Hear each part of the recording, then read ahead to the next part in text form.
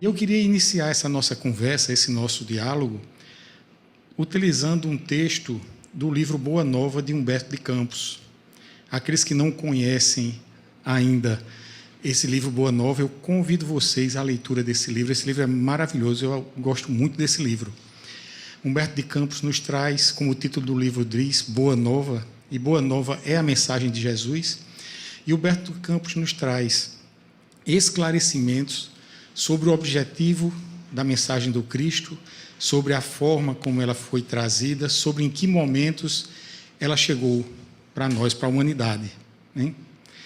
E nesse capítulo específico, capítulo 11, Sermão da Montanha, Sermão do Monte, Humberto de Campos nos esclarece que a Boa Nova, que já tinha chegado, já tinha alcançado aos habitantes daquela região, enchiam as ruas da cidade maravilhados com a Boa Nova. As ruas de Cafarnaum se encontravam apilhadas de pessoas infelizes da época, que encontravam na Boa Nova o conforto, o alento e o incentivo. Então eles enchiam a cidade de Cafarnaum e procuravam mais especificamente aos apóstolos, porque eram eles que tinham mais convivência com o Mestre, que tinham mais convivência com Jesus. E eles procuravam cada vez mais informações, procuravam cada vez mais acesso àquela Boa Nova, que era para eles um alento e um incentivo. Eles que sofriam há tanto tempo, eles que não tinham nenhuma esperança, eram atingidos por esse bafejo, por esse vento, como Eva falou, que trazia para eles, que os revigorava e os animava. E aí um grupo dessas pessoas procurou Levi. Foi à casa de Levi procurando com ele mais informações sobre a Boa Nova do Mestre e como eles poderiam participar, como eles poderiam fazer parte desse movimento. E ao se depararem com Levi, eu vou pedir licença a vocês para ler o diálogo de Levi com eles. Levi olha para eles e diz: o novo reino congregará todos os corações sinceros e de boa vontade, que desejem emanar-se como filhos de Deus. Mas que podeis fazer na situação em que vos encontrais? E dirigindo-se a 3 deles, seus conhecidos pessoais, falou convicto: que poderás realizar, Lissandro, aleijado como és? E tu, Áquila, não foste abandonado pela própria família sob o peso de sérias acusações? E tu, Pafos, acaso edificaria alguma coisa com as tuas atuais aflição? Os interpelados entreolharam-se cabisbaixos. A palavra rude de Levi os despertara.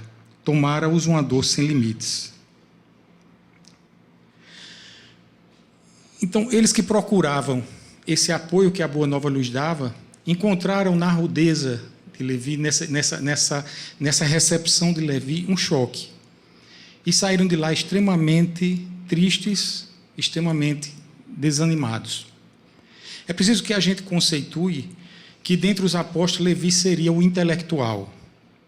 Ele era um publicano, era um coletor de impostos que trabalhava a Roma.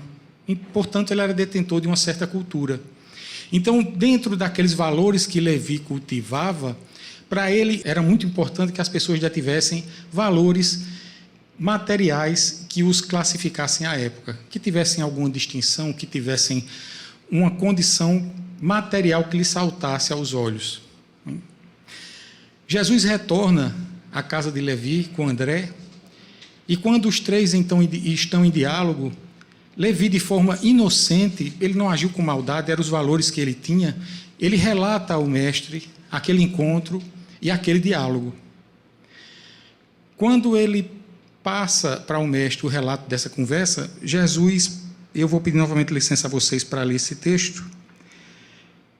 Jesus chega para ele e diz, com um olhar de extrema bondade: no entanto, Levi, precisamos amar e aceitar a preciosa colaboração dos vencidos do mundo.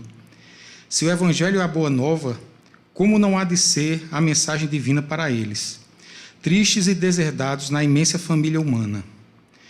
Buscando os oprimidos, os aflitos e os caluniados, sentimos-los tão unidos ao céu, nas suas esperanças, que reconhecemos na coragem tranquila que revela um sublime reflexo da presença do nosso Pai em seus espíritos. Levi sentia-se comovido e exclamou desapontado: Senhor, minhas observações partiram tão só do meu intenso desejo de apressar a supremacia do Evangelho entre os que governam no mundo. Quem governa o mundo é Deus, afirmou o mestre, convictamente, e o amor não age com inquietação. Agora imaginemos, Levi, que os governantes da terra viessem até nós oferecendo-se para colaborar em nosso esforço. Certamente trariam legiões de guardas e soldados, espadas e prisioneiros. Edificariam suntuosos templos de pedra e talvez pretendessem disputar a ferro e fogo o estabelecimento do reino de Deus. A pretexto de lutar em nome do céu, espalhariam possivelmente incêndios e devastações em toda a terra. E seria justo, Levi, trabalhássemos por cumprir a vontade do nosso Pai, aniquilando seus filhos, nossos irmãos? O leito de dor, a exclusão de todas as facilidades da vida, a incompreensão dos mais amados, as chagas e as cicatrizes do espírito são luzes que Deus acende na noite sombria das criaturas. Levi, é necessário amemos os desafortunados do mundo. Suas almas são a terra fecundada pelo adubo das lágrimas e das esperanças mais ardentes, onde as sementes do Evangelho desabrocharão para a luz da vida. Eles saíram das conversões nefastas e dos enganos do caminho terrestre. É também sobre os vencidos da sorte, sobre os que suspiram por um ideal mais santo e mais puro do que as vitórias fáceis da terra, que o Evangelho assentará suas bases divinas.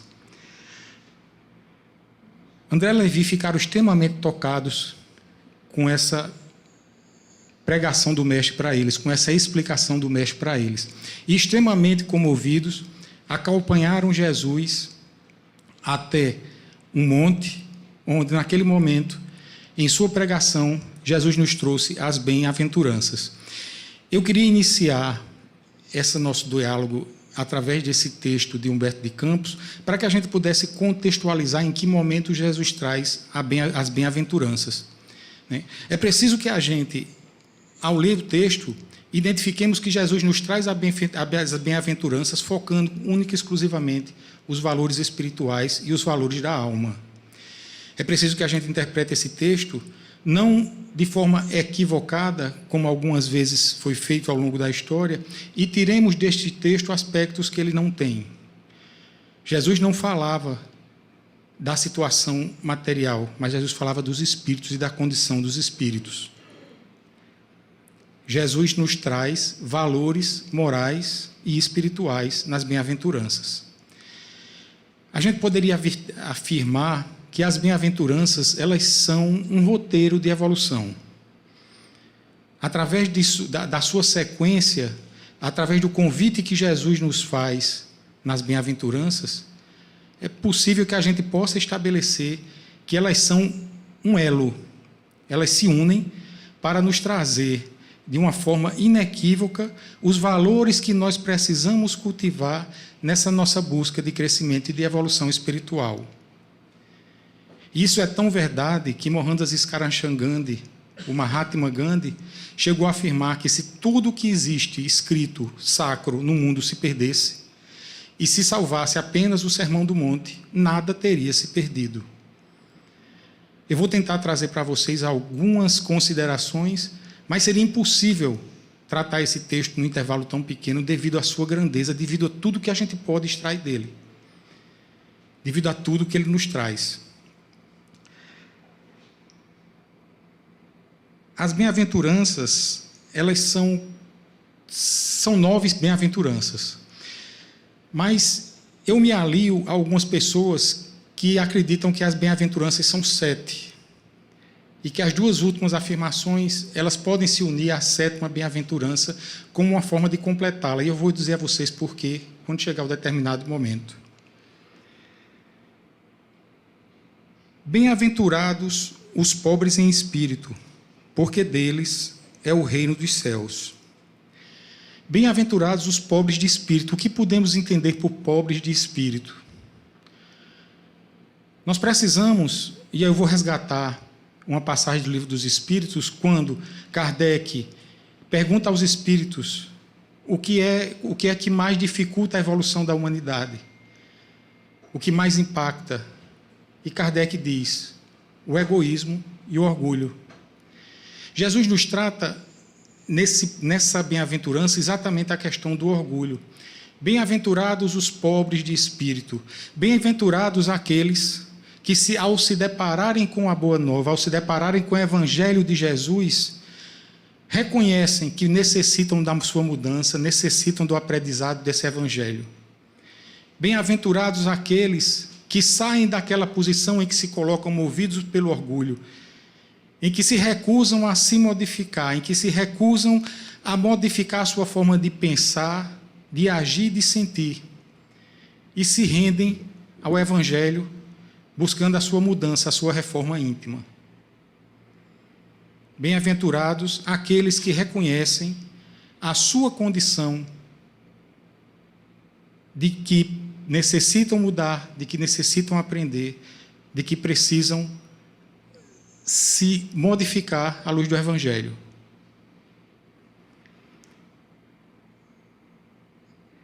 Bem-aventurados os aflitos, porque eles serão consolados. E aí eu vou chamar vocês para aquela ideia que a gente tinha de concatenação. Bem-aventurados os aflitos, porque eles serão consolados. É preciso que a gente entenda que Jesus nos traz a bem-aventurança como ensinamentos, mas elas não são uma condição obrigatória. Não é que o sofrimento seja obrigatório para que nós consigamos fazer o nosso processo evolutivo. Nós não estamos falando aqui do cultivo ao sofrimento, mas nós estamos falando aqui da compreensão do sofrimento que nós temos. Não é que aquele que sofre mais é mais ditoso do que aquele que sofre menos. Apesar de que essa comparação ela já é equivocada, porque não há como você medir dor. A minha dor, a sua dor, é um sentimento. Então não há como mensurar sofrimento. Mas às vezes nós temos pessoas que, ao nós olharmos para elas, para a sua existência, identificamos nela um maior sofrimento, um maior padecimento. Isso não significa que aquele que mais sofre está numa condição melhor do que aquele que sofre menos. Quando Jesus fala da bem-aventurança dos aflitos, e aí nós temos que trazer a humildade para junto dessa bem-aventurança, Jesus nos diz que bem-aventurados os aflitos, que são humildes, para reconhecer que o seu sofrimento, que a sua aflição, não é um equívoco, não é uma injustiça. Quando nós passamos a reconhecer, a entender, a aceitar e a acreditar e a vivenciar que a nossa existência é um projeto divino, e que tudo que a gente vivencia faz parte de um projeto maior de crescimento e de evolução. Então, quando nós somos humildes a ponto de reconhecer a nossa aflição e procurarmos tirar dessa aflição aquilo que ela nos traz de lição, quando nós somos humildes a ponto de ver que nós não estamos passando por um processo gratuito, que nós não estamos passando por um processo aleatório, que Deus não nos deixa jogados ao acaso, nós conseguimos tirar dessas aflições aquilo que ela nos oferece, nesse caminho de crescimento, e aí nós teremos a consolação de, ao final desse processo, sairmos desse processo com a recompensa daquilo que ele pode nos proporcionar. Na terceira bem-aventurança, bem-aventurados os mansos, porque eles herdarão a terra.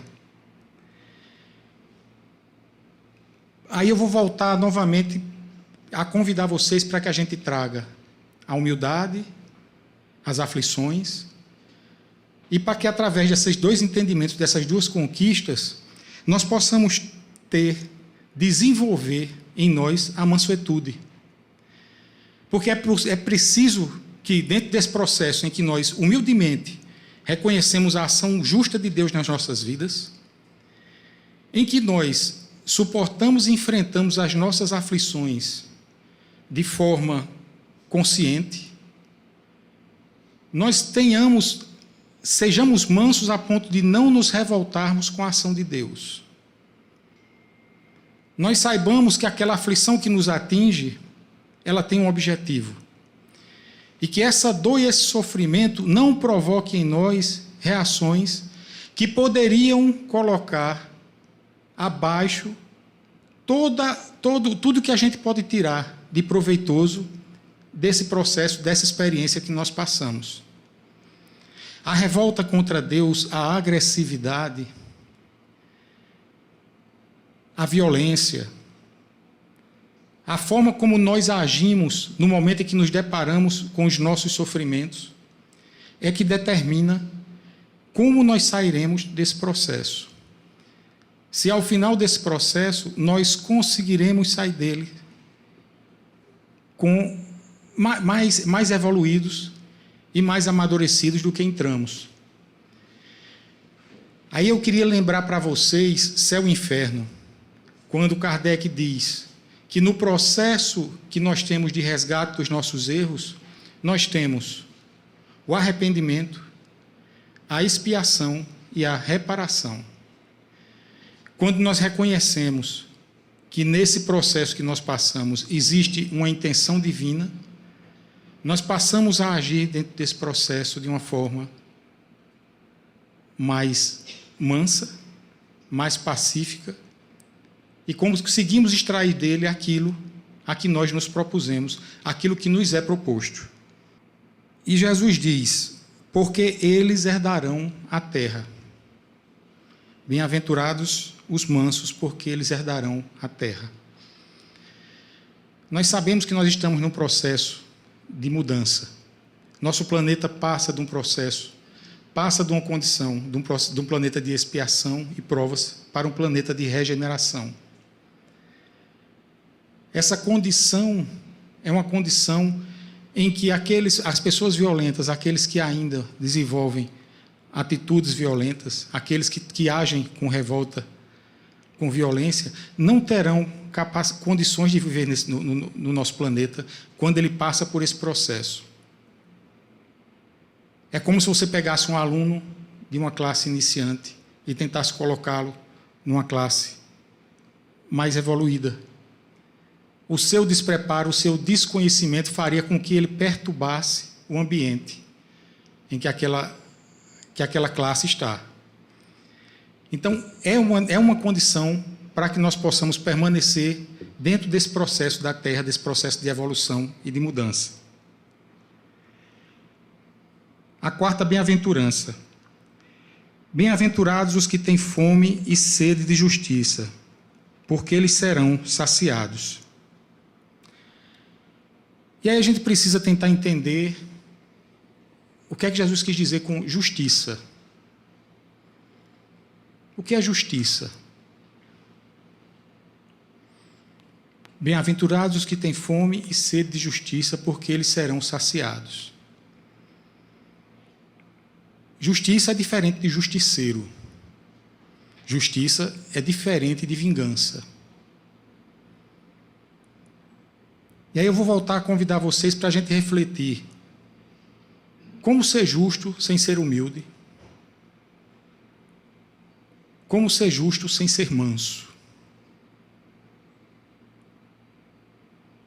Como ser justo sem ter a humildade de olhar para as pessoas que convivem comigo, com aquela pessoa que muitas vezes me agrediu, me feriu, e enxergar nele um filho de Deus como eu?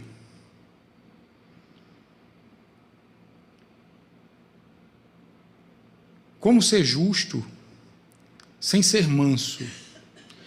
Como ser justo se nós nos deixarmos levar por sentimentos de vingança e de violência? Como ser justo se nós não reconhecermos humildemente a grandeza de Deus dentro do processo das nossas vidas? Acaso podemos nós praticar a verdadeira justiça? Vocês estão olhando para mim, vocês estão olhando para Cassiano. Quem eu fui? Num processo de conflito entre eu e outro espírito, em que naquele momento nós nos encontramos envolvidos num processo de desentendimento e desarmonia. Já que nós conhecemos a reencarnação e sabemos que os nossos processos de vida e de convivência, eles se arrastam a inúmeras existências. Como praticar justiça?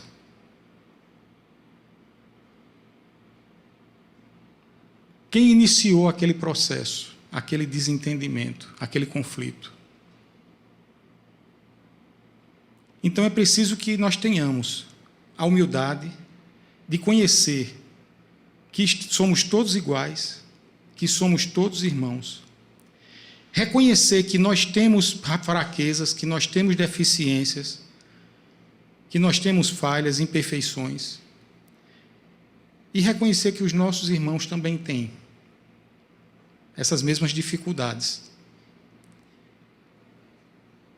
E termos a consciência de que a justiça será feita, porque a justiça, ela é de Deus. Apenas Deus tem a condição de alcançar o processo em que nós estamos envolvidos dentro de sua complexidade e plenitude.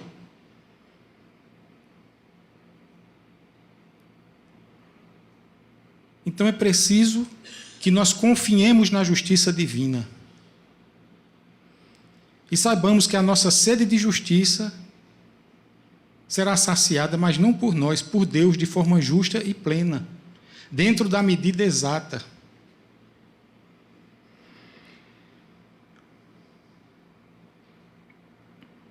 Bem-aventurados os misericordiosos, porque eles receberão misericórdia. O que é misericórdia?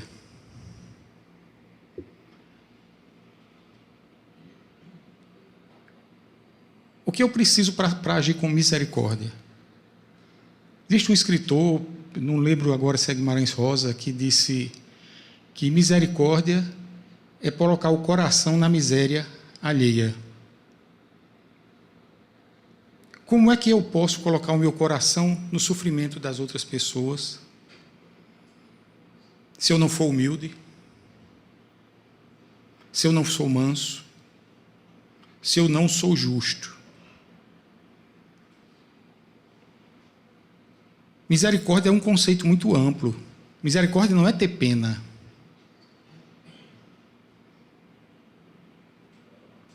Misericórdia não é agir movido por um sentimento em que eu me sinto superior àquele que necessita do meu auxílio.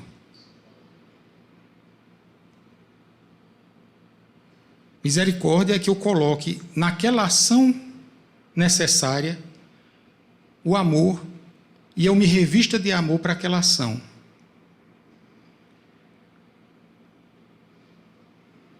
Misericórdia é eu ter a humildade, mais uma vez, de olhar para aquele irmão e ver nele um espírito, um filho de Deus como eu.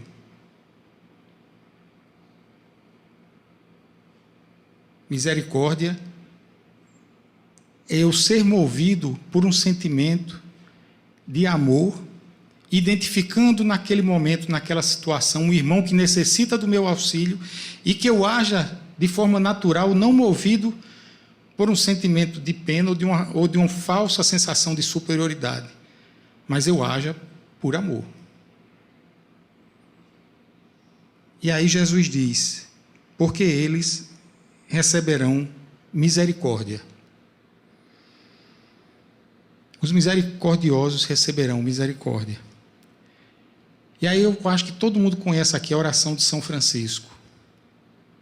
É dando que se recebe. Isso é uma verdade absoluta.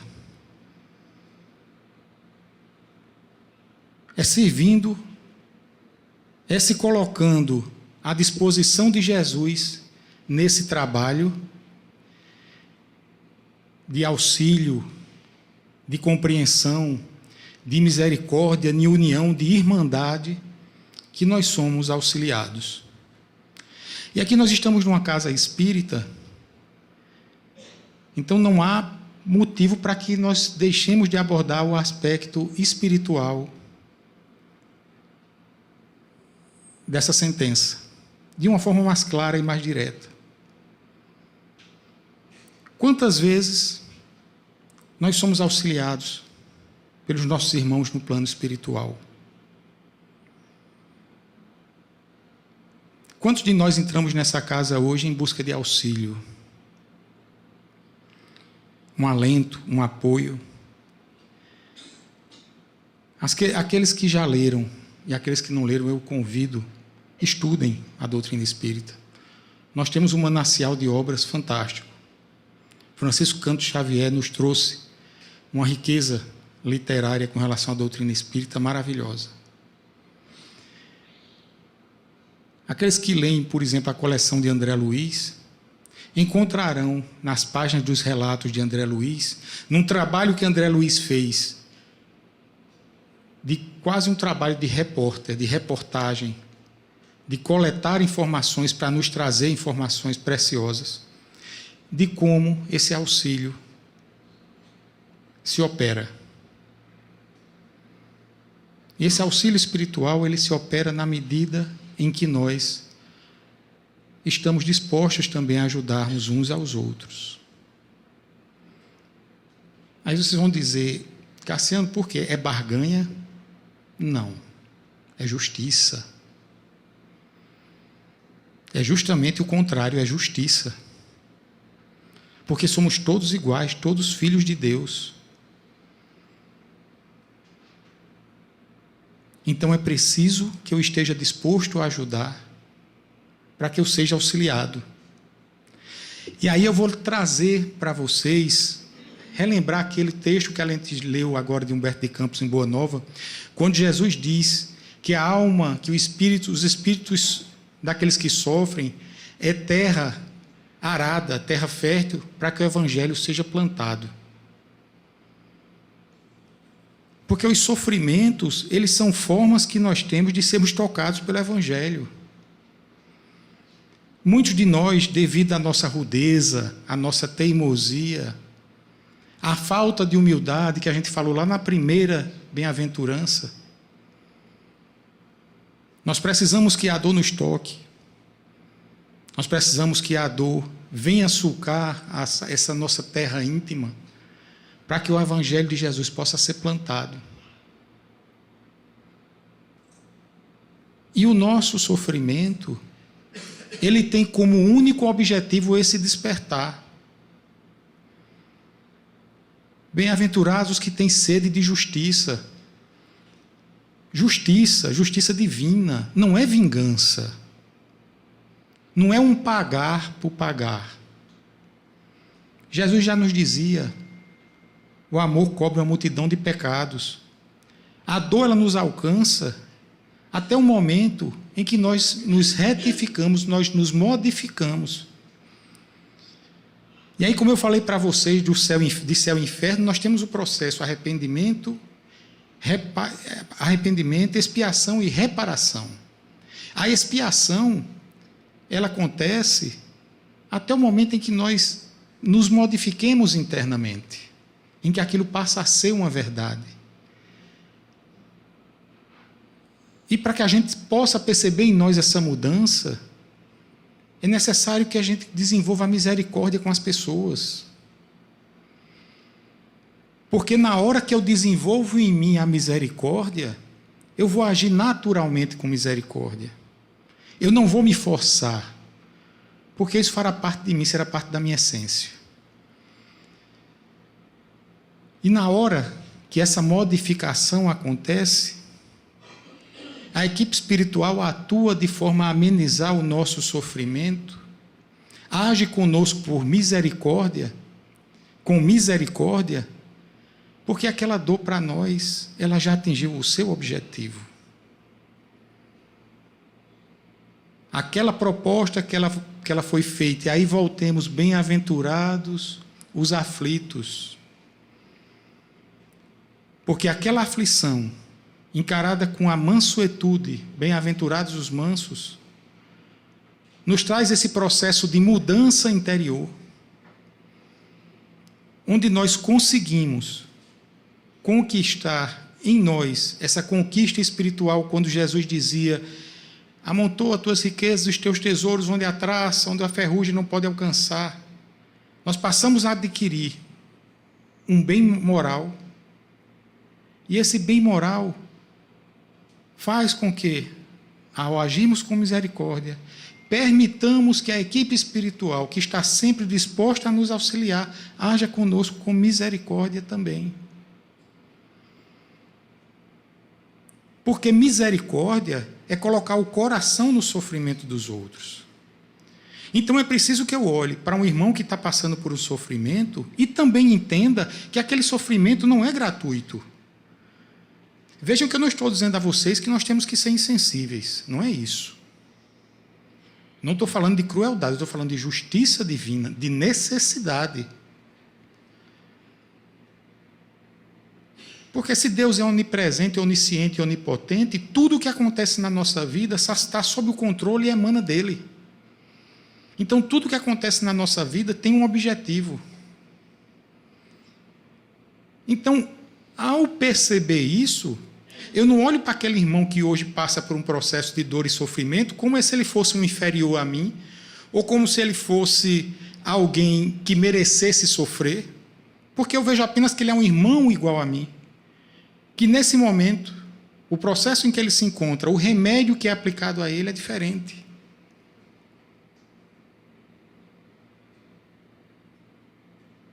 E a partir do momento que eu me modifico dessa forma, eu faço jus a que a misericórdia de Deus também me atinja.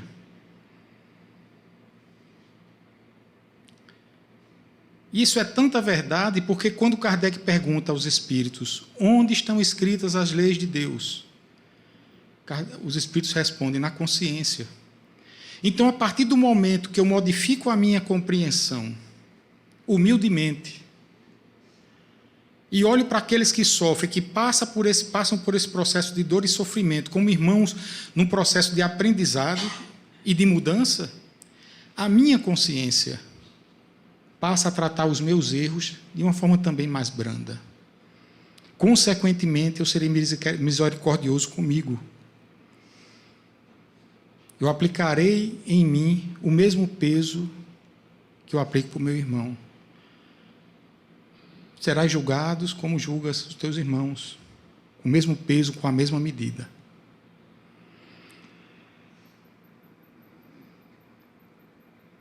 Bem-aventurados os limpos de coração, porque eles verão a Deus.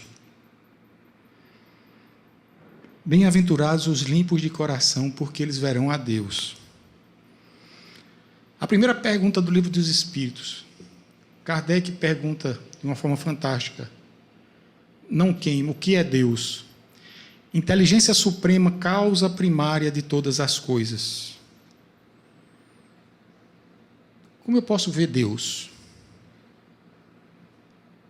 Bem-aventurados os limpos de coração, porque eles verão a Deus. Como é que eu posso enxergar Deus? Eu posso enxergar Deus na sua obra. Eu vejo Deus na hora que eu olho para cada um de vocês e vejo em vocês criaturas divinas. Eu passo a ver em vocês a partícula divina de vocês. E aí eu passo a ver Deus na sua obra. Eu passo a ver Deus na natureza. Eu passo a ver Deus naquilo que me rodeia, naquilo que acontece na minha vida, acontece na vida de vocês. Mas para que isso aconteça, é preciso que eu tenha o coração limpo. Limpo como? Humildade, mansuetude, justiça, não a justiça dos homens, mas a justiça de Deus. Não essa justiça que não deveria nem levar nome de justiça, mas de normas. Eu não sou contra as normas, mas chamar as normas humanas de conduta de justiça não faz jus ao nome. Então, quando eu começo a modificar o meu ser, o meu interior, o meu sentir, eu passo a enxergar a Deus, porque eu purifico o meu coração, eu limpo o meu coração. Eu limpo o meu coração do orgulho, da vaidade, da presunção. Eu passo a olhar todos como irmãos que somos. E eu começo a afastar da minha existência a tristeza. Por mais difícil que seja a caminhada, por mais dificuldades que se apresentem, mas eu conseguirei enfrentá-las e vivenciá-las de uma forma mais tranquila, porque eu vejo ali Deus. Exemplo disso, Jesus.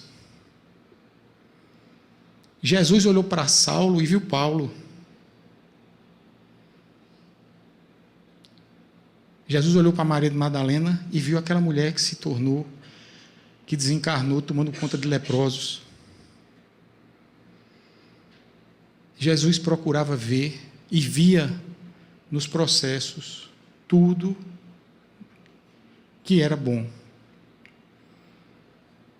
Pedro, verás que os homens são mais frágeis do que perversos. Jesus não via a maldade, via a fragilidade humana.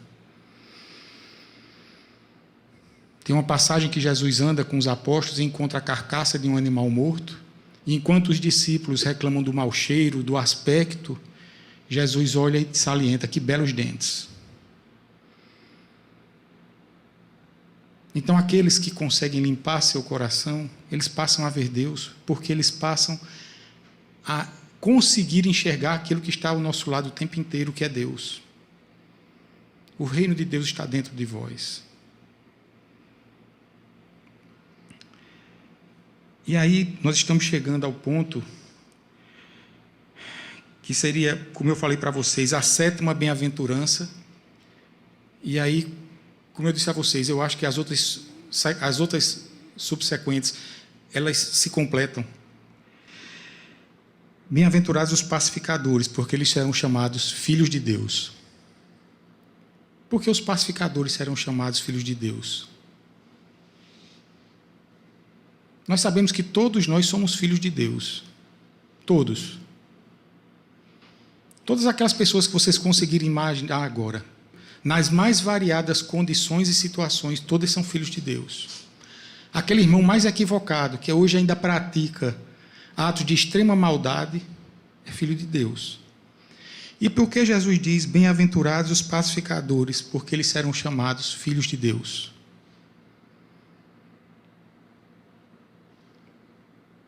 Eu vou tentar exemplificar para ver se a gente consegue alcançar. E eu vou trazer para vocês 2 exemplos. 2 Franciscos. Francisco de Assis e Francisco Cândido Xavier.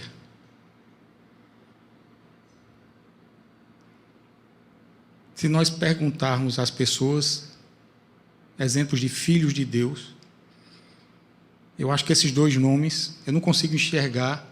Existem outros, mas que tragam essa exemplificação de uma forma tão forte. Eles são chamados filhos de Deus porque levaram amor, paz, consolo, auxílio a todos aqueles que eles puderam levar. São 2 exemplos de extrema pobreza material. São 2 exemplos que abriram mão de todos os valores do mundo em prol do amor e do auxílio ao próximo. Ao ponto de Chico Xavier ser escolhido o brasileiro do século, eu acho. Apesar de, na época, nós termos no censo apenas 3% de espíritas no Brasil. Mas o seu amor transborda os conceitos de religião. O seu exemplo, quem teve a oportunidade de assistir Pinga Fogo, viu o respeito que todos tinham por Chico Xavier. Não pela religião que ele professava, pela doutrina que ele abraçou, mas pelo exemplo que ele era enquanto filho de Deus, nas suas ações. Porque ele levava amor, paz, conforto e conciliação a todos os locais que ele ia. Chico Xavier fez um evangelho dentro de um prostíbulo. Chico Xavier frequentava um bar para ajudar os irmãos que lá estavam e foi questionado e ele disse: meu irmão, quando um espírita entra num bar, ele vira um lar. Chico Xavier era de uma humildade tão bela que, quando chegavam para enaltecer as suas ações, ele dizia: meu nome é Francisco, tirando o Fran fica só o Cisco. E ele estava certo, ele era um cisco, mas um cisco de luz divina. E basta um cisco de luz divina para virar um farol para a humanidade. E era isso que Chico Xavier era, é isso que ele é. Ele, Francisco de Assis. Então, os pacificadores são aqueles que levam a paz. Eu vos deixo a paz, eu vos dou a minha paz. E aí Jesus dizia: bem-aventurados os perseguidos por causa da justiça, porque deles é os reinos dos céus. Bem-aventurados sois vós, quando vos injuriarem e perseguirem, e mentindo disserem todo mal contra vós por causa de mim. Alegrai-vos e regozijai-vos, porque é grande a vossa recompensa nos céus, pois assim perseguiram os profetas anteriores a vós. E aqui eu acho interessante quando Jesus diz: os profetas anteriores a vós. Ele nos faz um convite de sermos divulgadores do seu evangelho. E hoje nós ainda somos perseguidos quando nós defendemos, quando nós tentamos divulgar o evangelho de Jesus. Algumas pessoas, quando olham os nossos sofrimentos, que são frutos da justiça divina, e veem que a gente não perde a nossa fé e procura se manter fiel ao ideal cristão, ao ideal espírito, ao ideal de Jesus, eles nos chamam de fanáticos, alienados. Quando os valores da sociedade tentam ir de encontro àquilo que Jesus nos ensinou, e nós nos mantemos fiéis à ideia que Ele nos deu de irmandade, de igualdade, de fraternidade, nós somos incompreendidos ainda hoje. Às vezes somos ridicularizados. Mas eu queria trazer para vocês, quando Jesus diz: grande é a vossa recompensa nos céus. Não esperemos essa recompensa fora de nós, porque o reino de Deus está dentro de nós. Essa recompensa vai vir quando nós conseguirmos sair dessa experiência na carne com a sensação de termos cumprido pelo menos parte do que nos propusemos. Talvez nós não possamos dizer ainda, como Jesus disse: eu venci o mundo. Mas se nós nos esforçarmos, nós conseguiremos vencer pelo menos uma parte de nós mesmos, das nossas dificuldades e das nossas imperfeições. Que nós abracemos o evangelho de Jesus sem medo e sem receio. Que não tenhamos medo de, em algum momento, sermos incompreendidos. Trabalhadores da última hora, lembremos que os primeiros cristãos tiveram que enfrentar as fogueiras, os gladiadores, os leões, suplícios terríveis. Nós hoje só temos que enfrentar, às vezes, a incompreensão de alguns, na defesa dos valores que Jesus nos deu. E essa defesa que fará com que essa mensagem passe a ser refletida por aqueles que enxergarem em nós a nossa ação, a nossa mudança. E nós seremos exemplo para esses nossos irmãos. E aí nós seremos profetas também. Porque nós estaremos levando a mensagem do Cristo através do nosso exemplo. E eu queria encerrar só trazendo para vocês o final daquele capítulo de Boa Nova, quando, ao final, Levi faz uma festa, uma celebração no dia seguinte na sua casa, e aqueles infortunados que ele enxotou são convidados. E aí termina Humberto de Campos nos dizendo que o coletor de Cafarnaum aproximou-se e os saudou com alegria. E quando Levi abraçou o aleijado Lissandro com a sinceridade de sua alma fiel, o mestre o contemplou enternecido e disse: Levi, meu coração se rejubila hoje contigo, porque são também bem-aventurados todos os que ouvem e compreendem a palavra de Deus. Que assim seja, meus irmãos. Obrigado.